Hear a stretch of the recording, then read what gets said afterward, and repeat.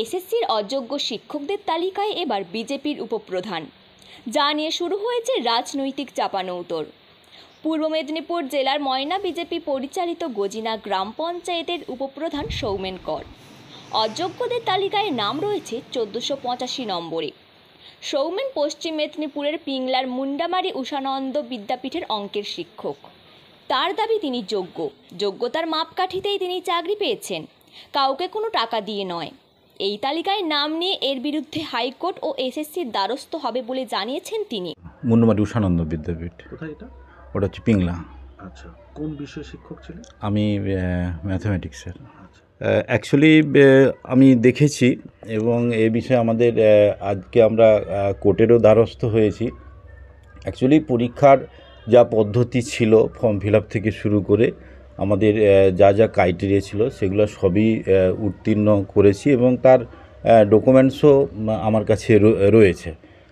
তারপরও এভাবে কেন নাম এলো, কী ব্যাপার, সেটা আমরা কমিশনেরও দ্বারস্থ হব এবং কোর্টেরও দ্বারস্থ। বিশেষ করে যেটা আমরা বিষয়টা নিয়ে কোর্টের দ্বারস্থ হয়েছি, এর আগেও আমরা এই বিষয়ে যখন আমাদের কাছে খবর এসেছিল সেই বিষয়টা নিয়ে প্রথম থেকেই আমরা কোর্টের দ্বারস্থ হয়েছি এবং এই বিষয়টা নিয়ে আমরা আবারও কোর্টের দ্বারস্থ হব এবং এটাকে আমরা চ্যালেঞ্জ করব আর কি। চাকরি পাওয়ার জন্য কাউকে আপনি টাকা দিয়েছিলেন? না, এই ধরনের তো প্রশ্ন আসারই কথা নয়। কেন, আমার যা ক্রাইটেরিয়া ছিল, ধরুন 50% নাম্বার থেকে শুরু করে বিএড, সেগুলো সবই আমার ছিল এবং যথেষ্ট প্রস্তুতিও নিয়েছিলাম এবং সেই প্রস্তুতি থেকে পরীক্ষা দিয়েছিলাম, তারপরে পাসও করেছি, তারও ডকুমেন্ট সব কিছু আছে আর কি। যার ফলে এই বিষয় নিয়ে প্রশ্ন আসারই কথা নয়। তাছাড়া কমিশন কী কারণে এই লিস্টে আমাকে এভাবে চিহ্নিত করেছে সেটা আপনাদের মাধ্যমেও কমিশনের কাছে প্রশ্ন থাকলো এবং সে কোর্টে দ্বারস্থ তো হব, আমি তো জানালাম আপনাদেরকে আর কি। তবে দলীয় উপপ্রধানের নাম অযোগ্যদের তালিকায় জড়িয়ে যাওয়ায় যথেষ্ট অস্বস্তিতে গেরুয়া শিবির। বিষয়টি সামনে আসায় দূরত্ব বাড়াচ্ছে দল।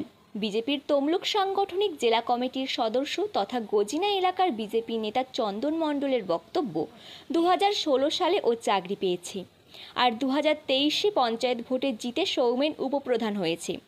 কেউ দোষ করে থাকলে সে অবশ্যই শাস্তি পাবে। পাশাপাশি বিস্ফোরক দাবি করেছেন বিজেপির নেতা চন্দন মণ্ডল। তার দাবি, এখনও চাকরি বিক্রির দালালরা ময়না এলাকায় ঘুরে বেড়াচ্ছে। দেখুন, আমরা দেখি যে পশ্চিমবাংলার যা অবস্থা, পশ্চিমবঙ্গের চাকরির দুর্নীতিতে ডুবে গেছে, প্রমাণিত, অযোগ্যরা চাকরি পাচ্ছে। তবে আমাদের গজিনা গ্রাম পঞ্চায়েতের উপপ্রধান সৌমেন কর 2016 সালের প্যানেলে চাকরি পেয়েছিল, তখন আমাদের দলের সাথে কোনো যুক্ত ছিল না। সে বিষয়ে আমি সঠিকভাবে জানিনি, কেন তখন ওর সাথে আমার অত ঘনিষ্ঠ পরিচয় হয়নি। 2023 সালে পঞ্চায়েত নির্বাচনে কিছুদিন আগে থেকে আমরা যখন পঞ্চায়েতে প্রার্থী সিলেকশান করি, যেহেতু শিক্ষক আমরা জানি, শিক্ষক মহাশয় এবং এলাকার মানুষ চাইল, সেখান থেকে আমি অবশ্য ওকে এলাকার মানুষের সঙ্গে যোগাযোগ করে পঞ্চায়েতে প্রার্থী করা হয় এবং আমাদের গ্রাম পঞ্চায়েতে যেহেতু মহিলা প্রধান, আমরা চাইছিলাম একজন শিক্ষক প্রধান থাকলে, আমাদের উপপ্রধান থাকলে ভালো, সেই কারণে উপপ্রধান বানানো হয়েছে ওনাকে।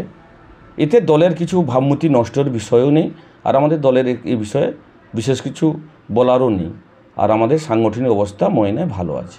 তো আইন তো আইনের পথেই চলবে এবং সঠিকটা তো বিচার মানুষ চায়, সঠিক হওয়া উচিত। কেউ যদি দুর্নীতি করে তার জন্য তো দল দায়ী নয়, কেউ যদি টাকা দিয়ে চাকরি নেয়, এতে দলের অস্বস্তির কিছু বিষয় নেই।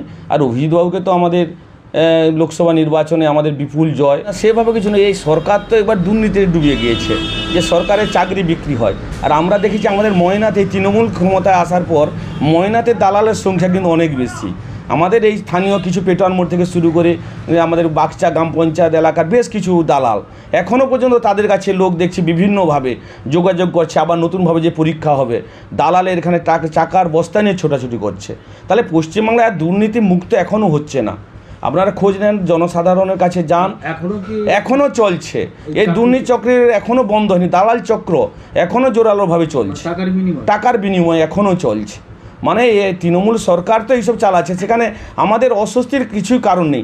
আমি প্রথমে বলবো যে আমাদের জেলায় দুর্নীতিগ্রস্ত নেতা ছিলেন শুভেন্দু অধিকারী এবং তার পরিবার। সেই জায়গা থেকে যারা শুভেন্দু অধিকারীর ঘনিষ্ঠ ছিলেন, তাদের পরিবার বিগত দিনে প্রাইমারি থেকে শুরু করে হাই স্কুল এবং Contai cooperative bank, Tamluk Ghatal bank, সব জায়গায় সমবায় ব্যাংক ক্ষেত্রেও দুর্নীতিরকে সামনে রেখে দুর্নীতির সহযোগিতা নিয়েই শুভেন্দু অধিকারী তাদেরকে বিভিন্ন ক্ষেত্রে চাকরি দিয়েছে। তার মধ্যে ময়না ব্লকের উপপ্রধান, গাজিনা গ্রাম পঞ্চায়েতের উপপ্রধান এবং মণ্ডলের সহসভাপতি, তিনি শুভেন্দু অধিকারীর হাত ধরে ভারতীয় জনতা পার্টিতে যোগদান করেছিলেন। তারও নাম আছে এই লিস্টে।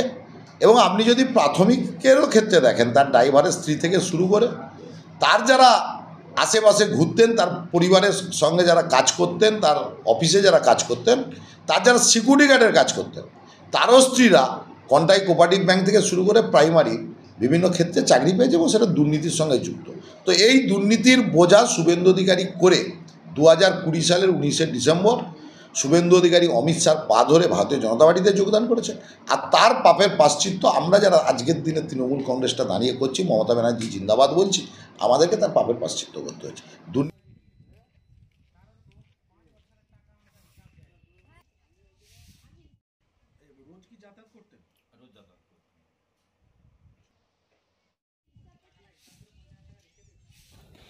ব্যুরো রিপোর্ট, বাংলার কথা।